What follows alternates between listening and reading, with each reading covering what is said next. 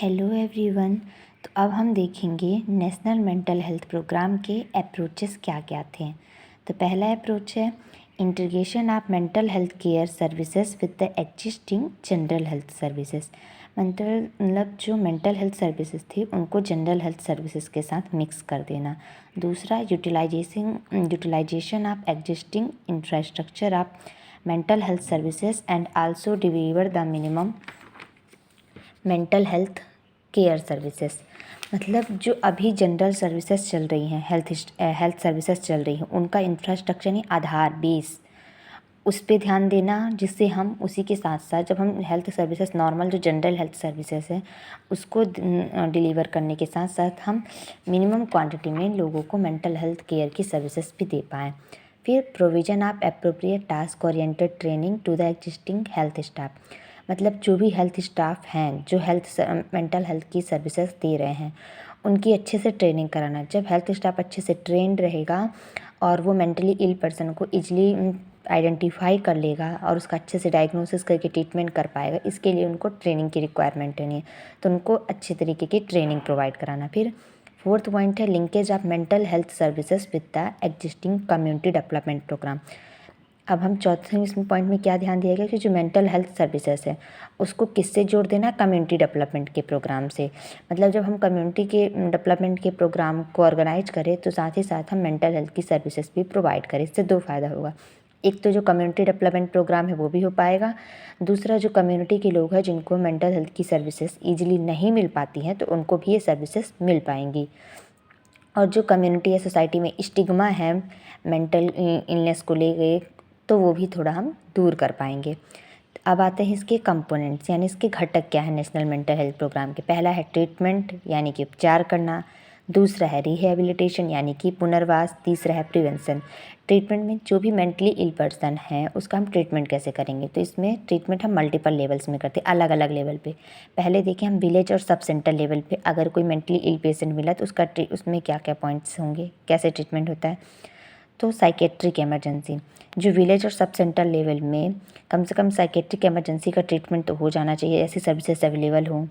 अगर कोई क्रोनिक कोई बड़ा साइकेट्रिक डिसऑर्डर है, सीरियस साइकेट्रिक डिसऑर्डर, तो उसका भी ट्रीटमेंट हो जाना चाहिए। अगर वहाँ कोई एपिलेप्सी मिर्गी वाला पेशेंट आता है तो उसका भी ट्रीटमेंट हो जाना चाहिए। अगर कोई मेंटली रिटार्डेशन मानसिक रोगी वगैरह वही मेंटली इल पर्सन आता है तो उसका भी ट्रीटमेंट हो जाना चाहिए। अगर कोई अल्कोहल या ड्रग एब्यूज कर रहा है, बहुत ज़्यादा अल्कोहल ले रहा है या वाइन ड्रिंक कर रहा है या तो ड्रग्स ले रहा है, उसकी लत किसी को लग गई है तो उसका भी उस पेशेंट का भी ट्रीटमेंट विलेज और सब सेंटर लेवल में हो जाना चाहिए।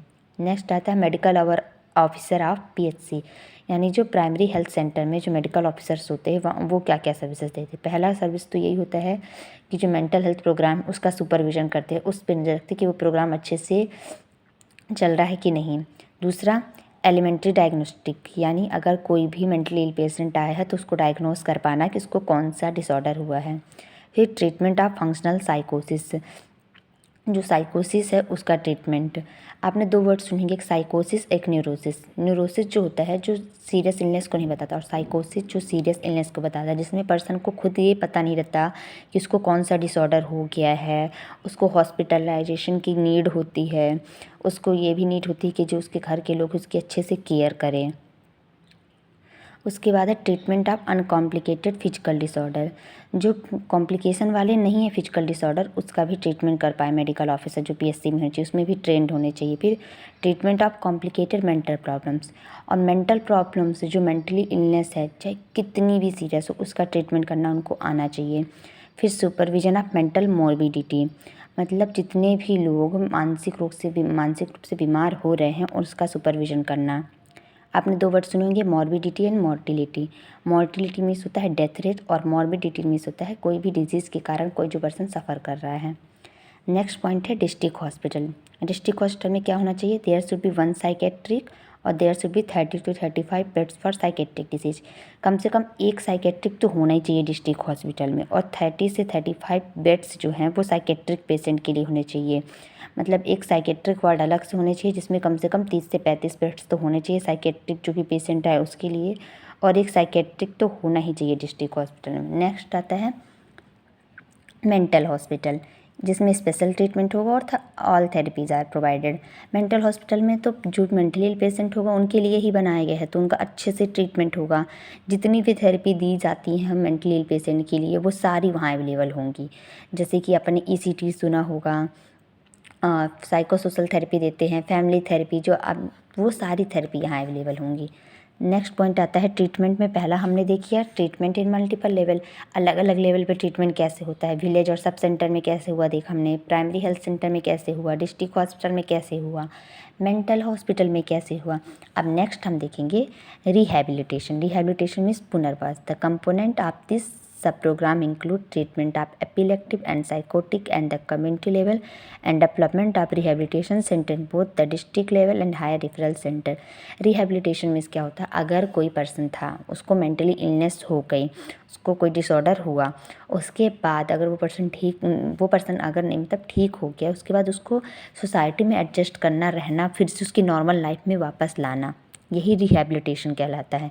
ये तो उसको कोई डिसेबिलिटी वगैरह हो गई तो उस डिसेबिलिटी के साथ उसको सोसाइटी में कैसे रहना है, कैसे अपने आप को फिर से अपनी पुरानी लाइफ में वापस लाना है, वो रिहैबिलिटेशन कहलाता है।